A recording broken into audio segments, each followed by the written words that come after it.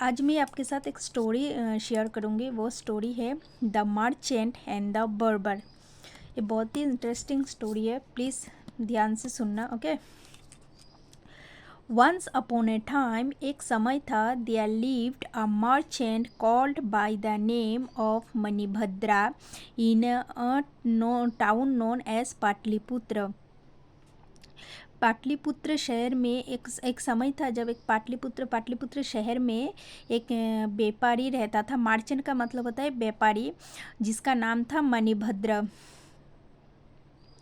He was a charitable nature. वो उसका जो स्वभाव था ना, वो दानी स्वभाव का था। But somehow due to misfortune, मगर किसी दुर्भाग्यवश, he lost all his wealth and became poor.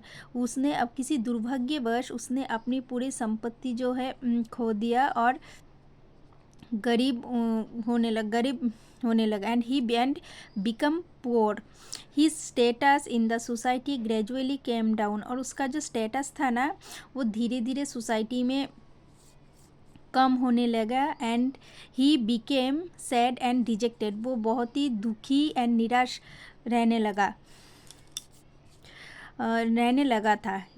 One night as ही ले इन हिज बेड, एक रात जब वो अपने बिस्तर पे लेटा हुआ था, he started cursing his faith. वो अपने भाग्य को कोसने लगा and thought of committing suicide, और अपने आप को ख़त्म करने के बारे में सोचने लगा। By starving himself to death. बिना खाए वो अपने आप को भूख में रहकर वो अपनी जान देने की मतलब सुसाइड करने के बारे में सोचने लगा। यहाँ पे देखो, सुसाइड के लिए इस्तेमाल किया गया था कमिटिंग।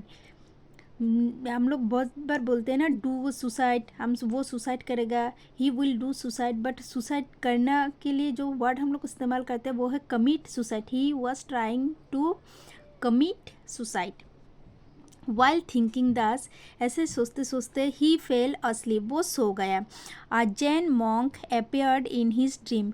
एक जैन मॉन्क जो थे उसके सपने में आया। एंड सेड टू हिम, उसको बोला, डू नॉट वरी, चिंता मत करो, आई एम वेल्थ, मैं आपकी संपत्ति हूँ, gathered by your forefathers. Forefathers का मतलब होता है ना पूर्वज। मैं आपकी संपत्ति हूँ जिसे एकत्रित किया गया आपके पूर्वज के द्वारा। You are their legitimate heir, आप उसके उत्तराधिकारी हो, आप उन लोगों के उत्तराधिकारी हो। It's your legal right to process me, और मुझे रखना आपकी एक क्या है, लीगल राइट है, कानूनी हक है, अधिकार है। Tomorrow I shall come to your house in the guise of a Jain monk, and कल मैं आपके घर में आऊँगी in the guise of a Jain monk, एक मॉन्क की भेष में। मॉन्क जो होता है ना, वो क्या होता है, साधु, भिक्षु जो होता है ना, साधु भेष में आपके घर में मैं आऊँगी। Just hit me on my head with a stick, and मेरे सर पे मारना एक स्टिक से। I will turn into solid gold, और मैं सोने में परिवर्तित हो जाऊँगी। द नेक्स्ट मॉर्निंग, एंड अगले सुबह, when the merchant woke up, जब मार्चेंट ने उठा, उसकी आंखें खुली। He felt pain in his head, उसके सर में बहुत मतलब पेन होने लगा, दर्द होने लगा।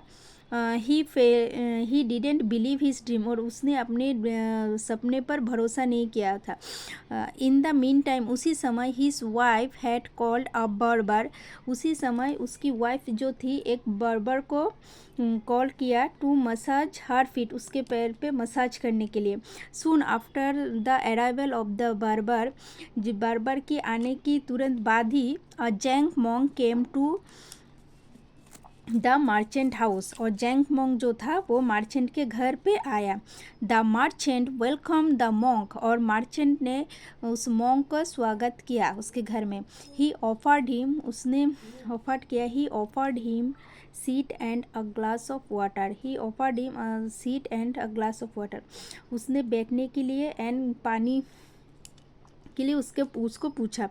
Then he hit the monk's head with a stick, उसके बाद उसने मॉन्क्स को सर पे मारा विथ अ स्टिक से। द मॉन्क, और मॉन्क जो था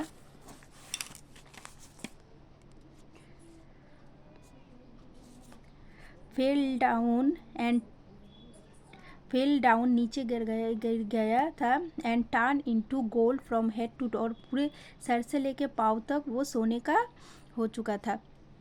the merchant picked up the gold, और मर्चेंट जो थे वो गोल्ड को उठाया, and heat it in a basement room, और उससे लेके वो उसने क्या किया, बेसमेंट जो रूम होता है ना, वो तहखाना होता है जो अंडरग्राउंड में कुछ होता है ना, जैसे सोना चांदी, पहले के ज़माने में जब कुछ देखते थे कि सोना चांदी सबको छुपा के रखता था, एक रूम होता था ना अंडरग्राउंड में, तहखाना जिसे बोलते हैं ना, तिजोरी टाइप्स का रूम जहाँ पे सब कुछ सोना चांदी छुपा के रखता था, उस रूम को बोलते हैं ना बेसमेंट रूम, जो कि ग्राउंड फ्लोर में बहुत ही अंदर होता है, ग्राउंड फ्लोर में।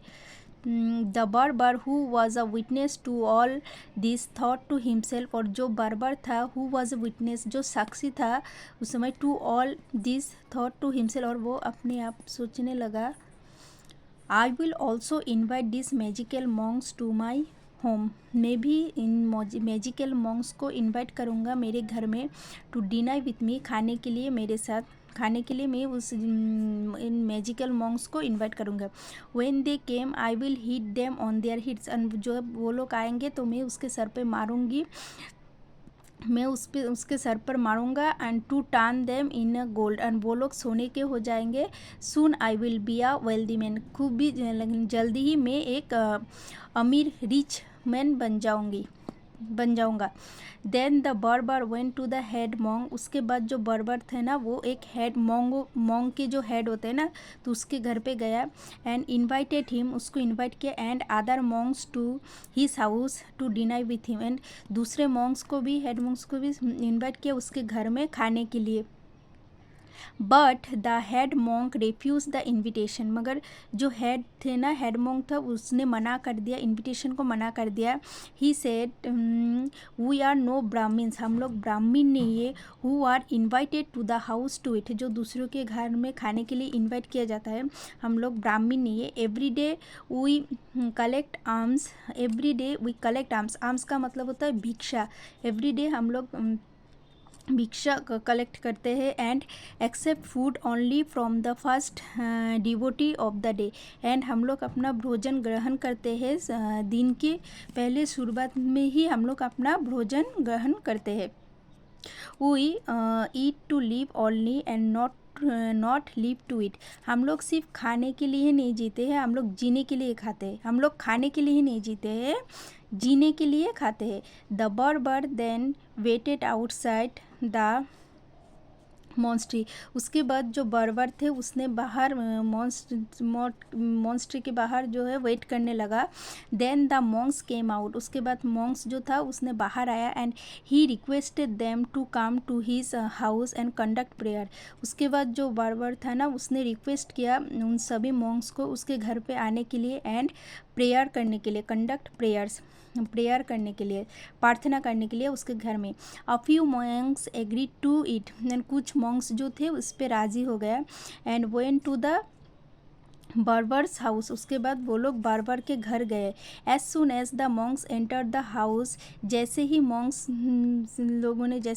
ने उस बर्बर के घर पे एंटर किया, द बर्बर hit them on their heads with a heavy stick, और उसके बाद जो बर्बर थे ना उसने किया क्या, उस मॉन्क्स के सर पर, उन सभी मॉन्क्स के सर पर हिट के मारा हैवी स्टिक से।